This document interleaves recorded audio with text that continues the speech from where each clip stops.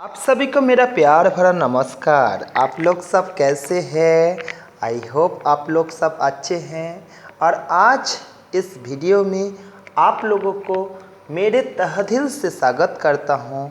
और वीडियो बहुत ही इंटरेस्टिंग होने वाले हैं। वीडियो का जो मकसद है, ज़्यादातर स्टूडेंट्स हम लोग जैसे जो कि ना इंग्लिश मीडियम के स्टूडेंट नहीं होते हैं, पर कॉम्पिटिटिव एग्ज़ाम में एग्जामिनर एक बड़ा सा पैसेज दिया हुआ रहते हैं और उस पैसेज को पढ़ के आंसर करने के लिए कहते हैं। ठीक, जैसे कि ये पैसेज दिया हुआ है, इसमें बोला हुआ है read the passage given below and answer the question that follow by selecting the most appropriate option. अच्छे से ये ऑप्शन दिए गए पैसेज को पढ़ो और पढ़ने के बाद नीचे जो क्वेश्चन है उसी को अच्छे से 4 ऑप्शन दिया है, उसी में से 4 ऑप्शन में से जो अप्रोप्रिएट ऑप्शन होगा उसी को आंसर दो। लेकिन बात ये आ जाता है दोस्तों, हम जैसे गवर्नमेंट स्कूल का स्टूडेंट हैं, इंग्लिश अच्छे से नहीं सीखे हैं। ज़्यादातर हमारे देश इंडिया में ज़्यादातर स्टूडेंट जिन लोग इंग्लिश मीडियम में नहीं पढ़े हैं, जिनका इंग्लिश वीक है, तो उन लोग कैसे पूरा पैसेज को पढ़ के पूरा आंसर दें। अगर यही चीज़ हिंदी में है, बहुत ही आसानी से हम पढ़ ले सकते हैं और पढ़ के हम पूरा आंसर दे सकते हैं। अगर यही चीज़ आपका मदर टंग में है, आपका मदर टंग कुछ भी हो, चाहे मराठी हो, आपका मदर टंग तेलुगु हो, कुछ भी हो, अगर वो आपका मदर टंग में है तो फिर आप उसी पैसेज को बहुत ही आसानी से दम पढ़ के फटाफट आंसर और पूरा मार्क्स हासिल, कोई बात नहीं। लेकिन बात ये आ जाता है इंग्लिश को कैसे पूरा पैसेज को पढ़ के आंसर दे के हम मार्क्स को लेके अपना जॉब को सिक्योर करें।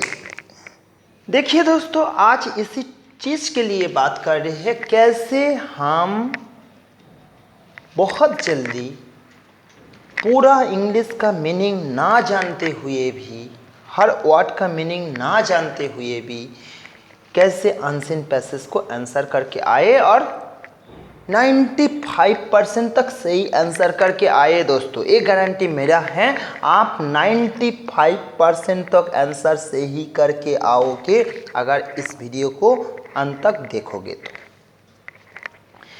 देखिए पहला टिप्स क्या है। देखिए इसमें बोला हुआ है read the passage given below. ठीक, पैसेज को अच्छे से पढ़ो और उसके बाद आंसर करो। पहले जो ये बोला हुआ है ना, पैसेज को अच्छे से पढ़ो, यही चीज़ नहीं करेंगे दोस्तों। पैसेज को बिल्कुल अच्छे से नहीं पढ़ेंगे, बिल्कुल शुरू में पैसेज को पढ़ेंगे ही नहीं।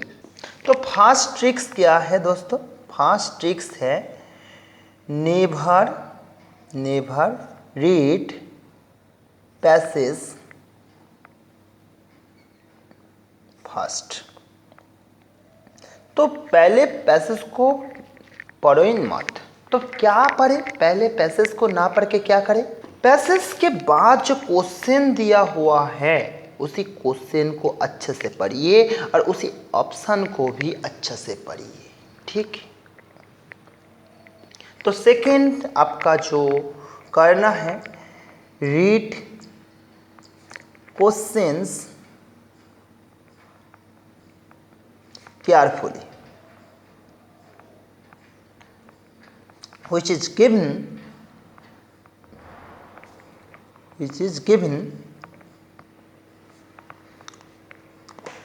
after the passage which is given below passage। ठीक, थर्ड क्या चीज़ करना है पूरा आंसर देने के लिए और 95% तक सही आंसर देने के लिए आपको क्या करना है? जी हाँ दोस्तों, इंग्लिश को इंग्लिश में पढ़ो। यू शुड रीड इंग्लिश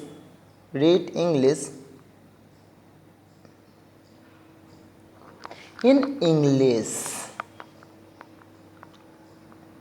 ये क्या है सर, ये क्या है? आप इंग्लिश को इंग्लिश में पढ़ो, इसका मतलब क्या है? जी हाँ दोस्तों, इसका मतलब ये है आप चाहे हर वर्ड का मीनिंग नहीं जान पा रहे हो, फिर भी उसी वर्ड को उसी वर्ड में पढ़ो। मतलब जैसे कि मैं एग्जाम्पल एक दे रहा हूँ। देखिए दोस्तों, इसी पैसेज से एक लाइन पढ़ रहा हूँ। Stability that come from practice of meditation can create a firm foundation, a kind of positive stubbornness. देखिए, इस लाइन का हर मीनिंग मेरे को भी नहीं मालूम, तो फिर भी मैं क्या कैसे करूँगा? जितना आपको जानकारी है उसी को उसी से ही पढ़ो। Stability that come from practice of meditation, meditation practice करने पे हमारा जो स्टेबिलिटी आता है, can create a firm foundation, जो कि ना एक फर्म फाउंडेशन क्रिएट कर सकता है। ठीक, फर्म फाउंडेशन क्या है आप नहीं जानते हो, छोड़ दो। आप मेडिटेशन आपको एग्जामिनर आपको नहीं पूछा है फर्म फाउंडेशन क्या है, ये नहीं पूछा है। ठीक, और पूछने भी नहीं जाएंगे। ठीक, इस कभी कभी मीनिंग पूछ देते हैं उस समय जरूरी है समझना, लेकिन जो क्वेश्चन आंसर के लिए हर वर्ड का मीनिंग जानना जरूरी नहीं है। और जानते हो तो सही है, नहीं जानते हो तो फिर आप बहुत ही इंटेलिजेंट हो दोस्तों, उसको इंग्लिश को इंग्लिश में पढ़ के आप आंसर को सही आंसर को दे के आ सकते हो। मेरा कहने का मतलब को समझो। ठीक, stability that come from the practice of meditation, meditation में जो स्टेबिलिटी आता है, that create a firm foundation, जो कि ना एक फर्म फाउंडेशन क्रिएट कर सकते हैं। ठीक, फर्म फाउंडेशन क्या है? एक काइंड ऑफ पॉजिटिव स्टबर्ननेस। अगर एग्जामिनर आपको पूछे मेडिटेशन में क्या हो सकता है, meditation create by practising meditation what's will be happen, तो आप नहीं लिख सकते हो by practising meditation create the firm foundation. मेरे को फर्म फाउंडेशन का नहीं मालूम है, फिर भी अगर एग्जामिनर पूछ दे meditation by practising meditation create the firm foundation, what is firm foundation, तो आप मेरे को भी ये लाइन का मालूम नहीं है meaning, a kind of positive stubbornness, तो आप बोल नहीं सकते हो फर्म फाउंडेशन क्या है, काइंड ऑफ पॉजिटिव स्टबर्ननेस। विश्वास करो दोस्तों, पॉजिटिव स्टबर्ननेस का मीनिंग मेरे को भी नहीं मालूम है, लेकिन अगर एग्जामिनर आपको पूछे what is the kinds of firm foundation, तो आप बोल सकते हो firm foundation is the kind of positive stubbornness. जी हाँ दोस्तों, इसी को कहते हैं इंग्लिश को इंग्लिश में पढ़ना। अगर कोई मीनिंग आप नहीं जानते हो, उसी को इंग्लिश में पढ़ना। जी हाँ दोस्तों, आपको फोर्थ पॉइंट में क्या करना है, देखिए क्वेश्चन के साथ साथ along with question you should read the option carefully. You should read option carefully. ठीक, ऑप्शन को अच्छे से पढ़िए और अपना मन में देखिए, आप एक मैच्योर हो, आप नौकरी पाने का एक एलिजिबल कैंडिडेट हो दोस्तों, तो आपको ये चीज़ प्रूव करके दिखाना होगा। आप ऑप्शन को पढ़ के आप आइडिया लगाओ, है ना, अप्लाई आइडिया। ठीक, उसी आइडिया का ऊपर में बेस करके लगभग 20 to 30% क्वेश्चन अगर आइडिया लगाओ कि बिना पढ़ के 20 to 30% क्वेश्चन हो जाएगा दोस्तों। ठीक, फिफ्थ प्रोसेस क्या है? फिफ्थ प्रोसेस है, देखिए क्वेश्चन आंसर जो दिया हुआ होता है बिलो द पैसेज, वो क्या होता है? सीक्वेंशियली होता है, सीक्वेंशियल मैनर में होता है, सीक्वेंशियल मैनर में आप सारे क्वेश्चन को पढ़ने के बाद क्वेश्चन में जो पूछा है उसी को क्या करेंगे? अंडरलाइन करो, और अंडरलाइन करने के बाद उस अंडरलाइन वर्ड को पैसेज से ढूंढने का कोशिश करो। ठीक, तो क्या करेंगे? You should find out the underline word और you should find out the underline concept from the passage. You should find out underline। आप पहले क्वेश्चन को पढ़ के क्वेश्चन में क्या पूछा है उसी को अंडरलाइन करेंगे दोस्तों। उसके बाद क्या करेंगे? You should try to find out underline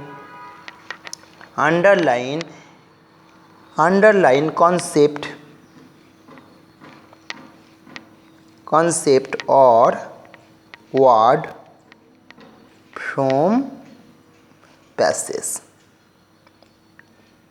जी हाँ दोस्तों, 20 to 30% आपको आइडिया से हो गया और इसमें हो जाएगा आपको 50 से 70% आंसर इसी में से आ जाएगा। ठीक, 50 से 60% आंसर इसी में से आ जाएगा। देखिए 20% आप अपना आइडिया कॉन्सेप्ट लगाने पर हो गया और 50% हो गया आपका पैसेज से, आपको 70% हो गया।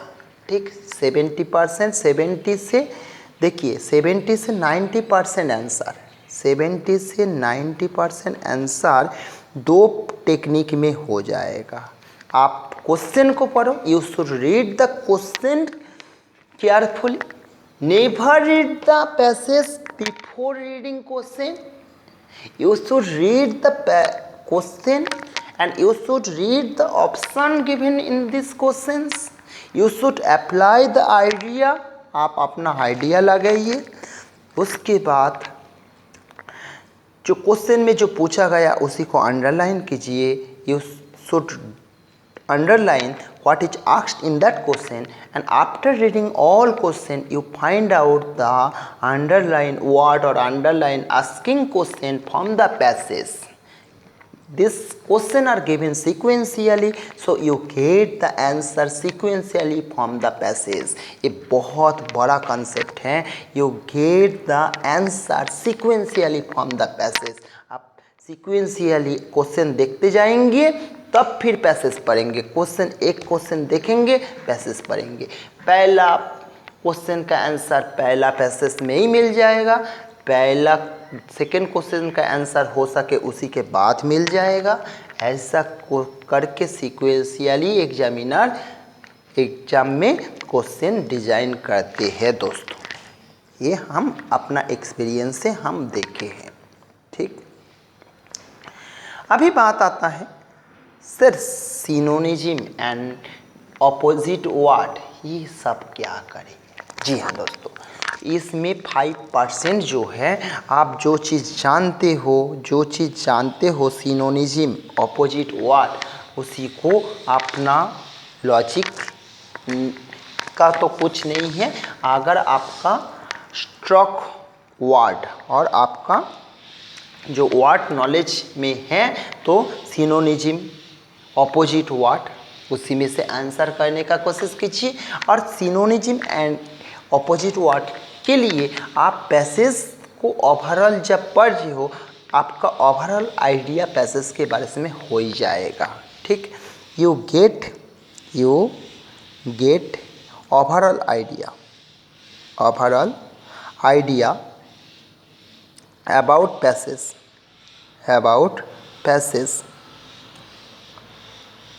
when you read the passage and when you read the question.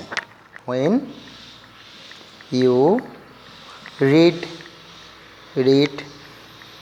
questions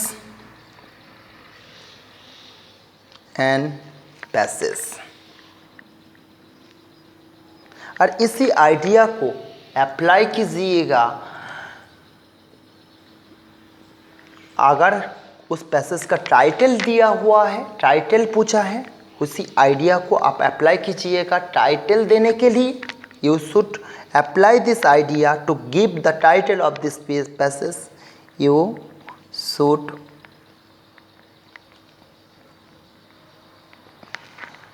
apply idea to give the title of this passage, to give title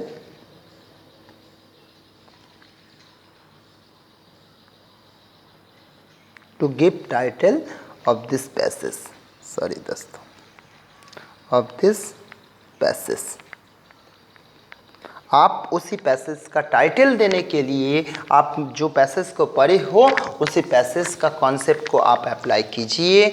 और जो ग्रामर पूछा गया, ग्रामर अपना फेज पूछा जाता है, वॉइस पूछा जाता है, कभी कभी नरेशन पूछ देते हैं, सबसे बड़ा चीज़ पूछ देते हैं parts of speech, noun, pronoun, ये सारी चीज़ पूछता है।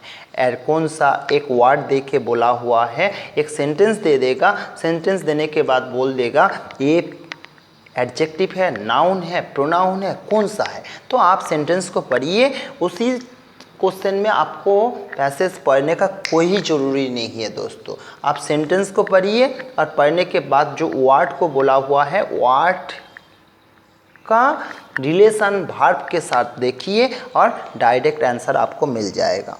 आइए दोस्तों, ये सारे टेक्निक अप्लाई करके हम इस एंशिएंट पैसेज को करने का कोशिश करते हैं। दिया हुआ है जैसे कि read the passage given below and answer the question. या पहले पैसेज को पढ़ें? बिल्कुल नहीं पढ़ेंगे पैसेज को। पहले जैसे हम सीखे हैं फर्स्ट रीड द क्वेश्चन। चलिए डायरेक्ट क्वेश्चन में चलते हैं। देखिए दोस्तों, फर्स्ट क्वेश्चन क्या बोला हुआ है, the synonyms for the word adverse is. देखिए कभी कभी एग्जामिनर इतना चालाक होता है ना, मतलब हम लोगों को दिमाग को घुमाने के लिए हमारे साथ गेम खेलते हैं। ऐसा क्वेश्चन पहले दे देते हैं और पहला देने के बाद और हम लोग अगर इसी में अटक जाए फिर हमारा एग्ज़ाम खराब हो जाएगा। तो ऐसा क्वेश्चन का आंसर नहीं जानते हो, छोड़ दो। एडवर्स मतलब ऑपोजिट होता है, तो एडवर्स मतलब खराब कंडीशन होता है ना। तो यही है खराब कंडीशन। ऐसा एडवर्स कंडीशन में रहो।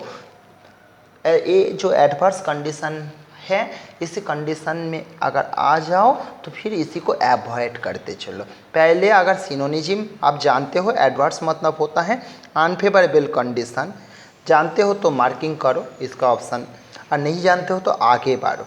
ठीक, देखिए उसके बाद क्या क्वेश्चन दिया हुआ है, which part of the speech is the underline word, है ना। देखिए ये जो है व्हिच पार्ट, ये डायरेक्ट ग्रामर को पहले दिए हैं। ठीक, चलो क्या है, which part of the speech is the underline word can have listening impression on, can leave a listening impression on। देखिए दोस्तों, कैन लीव छोड़ सकते हैं, लिसनिंग इम्प्रेशन,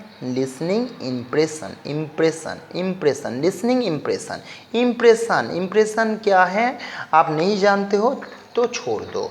फिर क्या है, इम्प्रेशन मतलब क्या है, देख के ही लग रहा है। इम्प्रेशन एक नाउन हो रहा है और नाउन का पहले कोई वर्ड है, मतलब क्या है, इसे नाउन के साथ इसका रिलेशन क्या है, एडजेक्टिव होगा। मतलब क्या है, adjective is a word which can qualify the noun that is known as the adjective. तो आप जानते हो, तो फिर लिसनिंग ये जो वर्ड है इट इज़ अ एडजेक्टिव। सीधा सीधा एडजेक्टिव ऑप्शन में मार्किंग कीजिए। देखिए 93 क्वेश्चन में क्या बोला हुआ है, क्वेश्चन नंबर 93 में मेडिटेशन हेल्प अस create personal space. Meditation personal space बनाने में, क्रिएट करने में मदद करता है। क्या बोला हुआ है, voice in above sentence is given correctly change, इसको वॉइस चेंज करने के लिए बोला है। तो पहले आपको जानना होगा मेडिटेशन हेल्प अस क्रिएट पर्सनल स्पेस, ये कौन सा वॉइस में दिया हुआ है, कौन सा एक्टिव है पैसिव है। तो देखिए यहीं पर क्या है, मेडिटेशन हेल्प्स अस, मेडिटेशन हम लोगों को मदद करते हैं टू क्रिएट पर्सनल स्पेस, ये एक्टिव वॉइस में दिया हुआ है। और कौन सा टेंस में दिया हुआ है दोस्तों, देखिए हेल्प्स, हेल्प्स मतलब क्या है दोस्तों, ये प्रेजेंट इंडेफिनिट और सिंपल प्रेजेंट टेंस में दिया हुआ है। और सिंपल प्रेजेंट टेंस में वॉइस चेंज करते समय क्या होता है, क्या आता है, ईच आर आता है, ये आप जानते हो, मैं सटीक सिखाया था। एक एग्जाम्पल लेके फिर से आपको समझा रहा हूँ, he does this works simple present tense है, थर्ड पर्सन सिंगुलर नंबर है तो फिर डज हुआ है, ठीक। तो फिर इसी को वॉइस चेंज करेंगे तो क्या होगा, दिस वर्क्स ना, दिस वर्क, यहीं पर दोज होगा दोस्तों, sorry, he does those works ना, those works are, those work are, देखिए आर आ गया, done by him, done by him. तो थर्ड पर्सन सिंगुलर नंबर है तो प्रेजेंट इंडेफिनिट टेंस है, प्रेजेंट इंडेफिनिट और सिंपल प्रेजेंट टेंस है। सिंपल प्रेजेंट टेंस को वॉइस चेंज करते समय ईच एम आर ये आता है, ठीक। इसी को देख के ही आपको तुरंत आंसर ढूंढना है। आइए दोस्तों फटाफट ऑप्शन को पढ़ लेते हैं।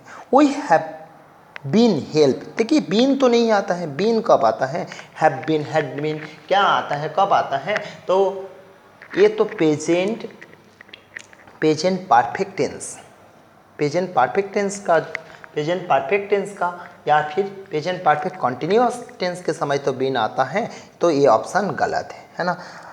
Personal space is help by meditation, personal space is help by the meditation, personal space is helped bye meditation. देखिए दोस्तों यहीं पर दिया हुआ है, जो भाग दिया हुआ है क्रिएट और यहीं पर दिया हुआ है हेल्प, तो ये ऑप्शन तो सही नहीं होगा।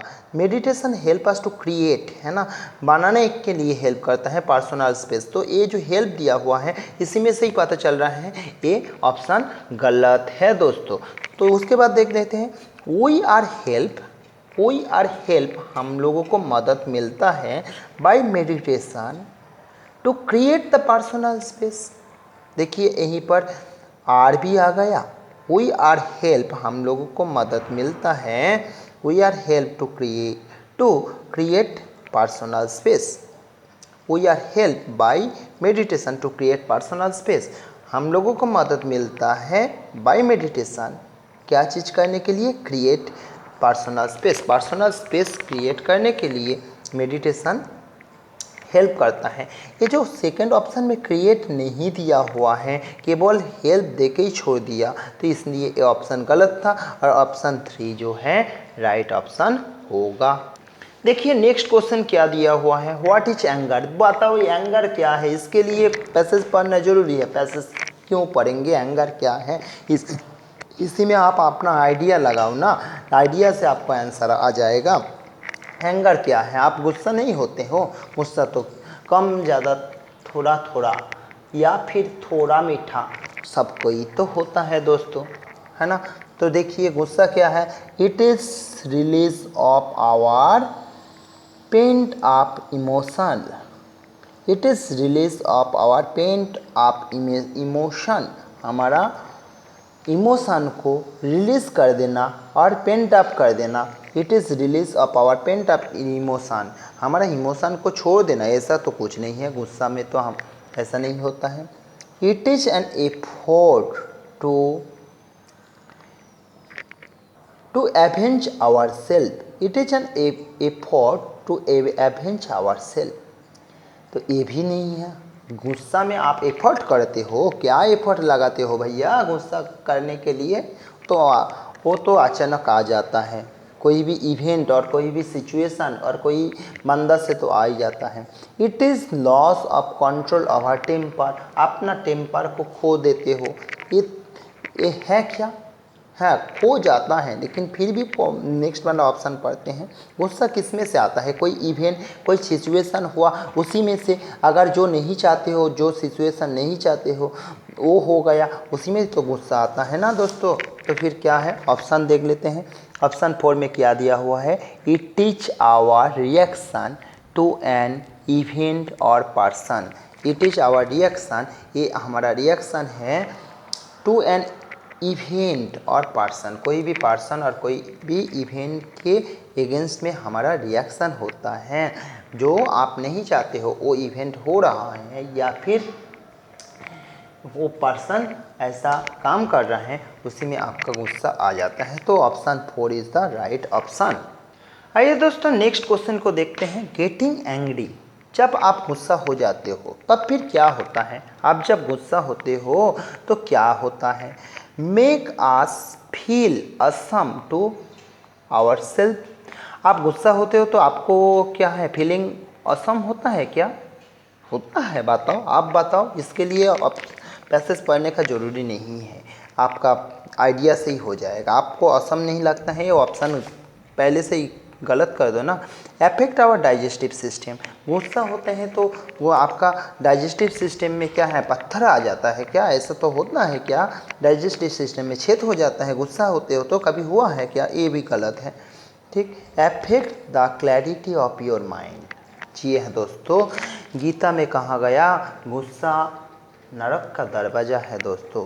आप बोलेंगे क्यों है नरक का दरवाज़ा? इसलिए है दोस्तों, गुस्सा जब होता है हमारा जो एड्रेनालिन हार्मोन सीक्रेट होता है, गुस्सा में दोस्तों एड्रेनालिन हार्मोन सीक्रेट होता है, जो कि ना किडनी का ऊपर में लोकेटेड है। इसका साइंस को भी थोड़ा सा बोल दे रहा हूँ दोस्तों। Adrenaline hormone, adrenal gland kidney का ऊपर में लोकेटेड है। और ये जो एड्रेनालिन हार्मोन हमारा जो थिंकिंग एबिलिटी को कम कर देते हैं और हमारा उस गुस्सा के समय अचानक रिएक्ट करने में मजबूर कर देते हैं, अचानक रिएक्ट करने में। तब फिर आप जो सोचते हो, बिना सोचते हुए अचानक इमरजेंसी रिएक्शन कर देते हो दोस्तों, ठीक। एड्रेनालिन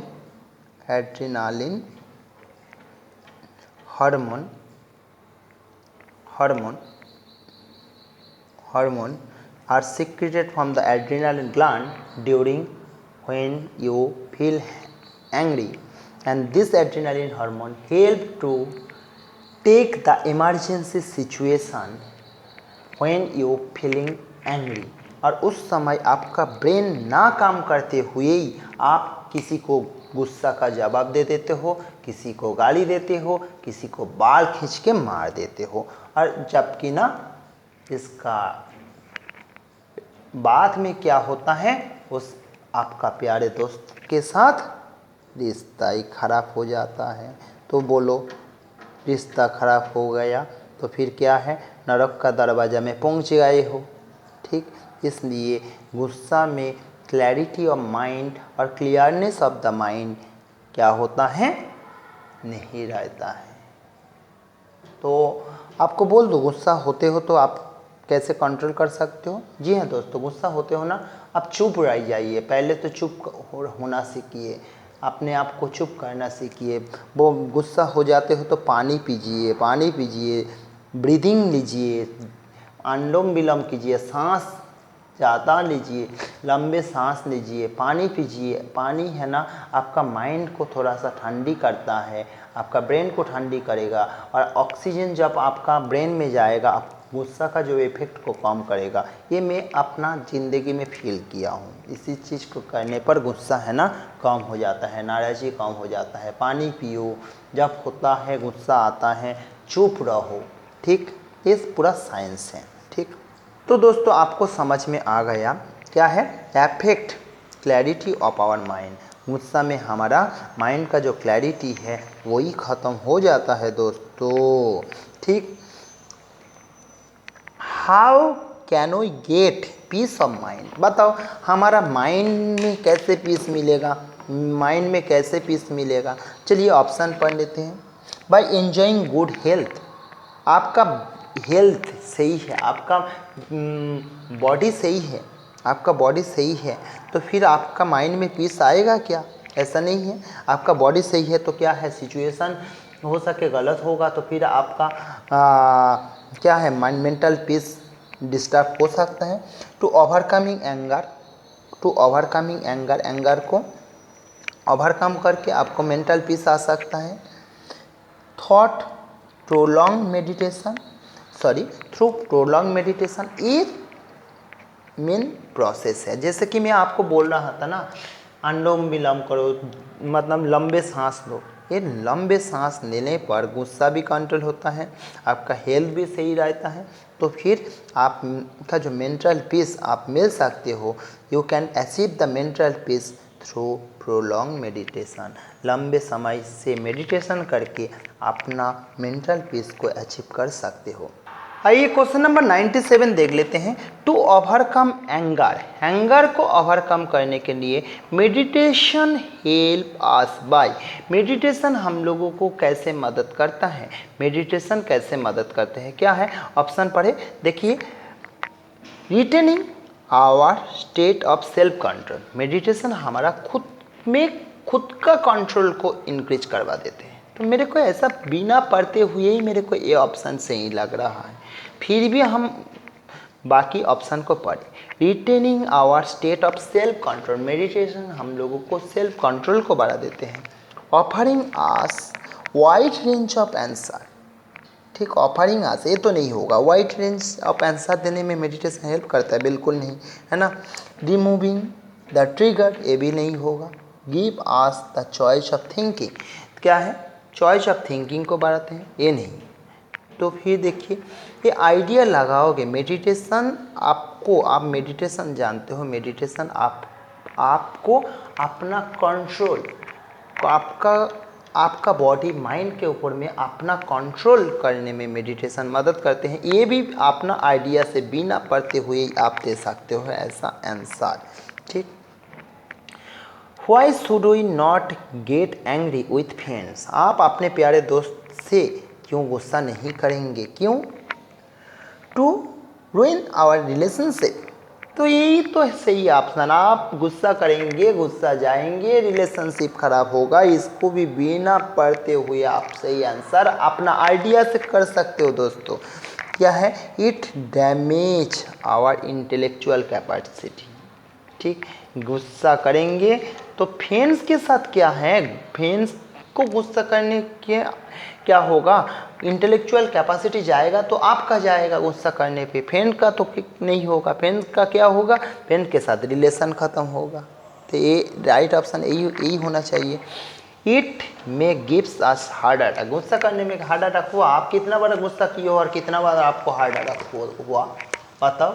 लेकिन जी हाँ दोस्तों, ज़्यादा गुस्सा करने पर, लंबे समय तक गुस्सा करने पर हार्ट का भी इफेक्ट होता है, ठीक।